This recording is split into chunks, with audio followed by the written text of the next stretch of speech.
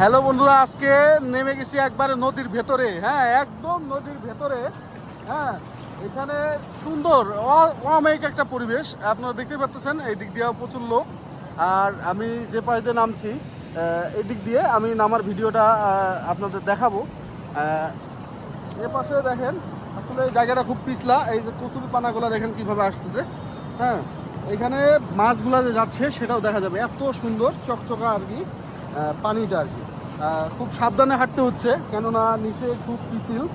হ্যাঁ, একবার প্রায় পড়ে যাওয়ার উপক্রম হয়েছিল। আল্লাহ আল্লাহ আল্লাহ, এখানে প্রচুর পিছলা, প্রচুর প্রচুর পরিমাণে পিছলা দেখতে পাচ্ছেন। শ্যাওলা জমে গেছে নিচে, যার কারণে প্রচুর পরিমাণে পিছলা হয়েছে এইখানটাই। হ্যাঁ, তো আমরা আগে যাওয়ার চেষ্টা করতেছি। ওইখানে কিছু আপারা আসে, এই পাশে একজন কন্টেন্ট ক্রিয়েটার বড় ভাইরা সম্ভবত ভিডিও করতেছে। আমরা ওদিকে যাওয়ার চেষ্টা করব। তো প্রচুর পিছলা, যে কারণে ভয় করতেছে। হ্যাঁ, তো যাই হোক, এদিক দিয়ে প্রচুর পিছলা, আমি আস্তে আস্তে আগানোর চেষ্টা করতেছি।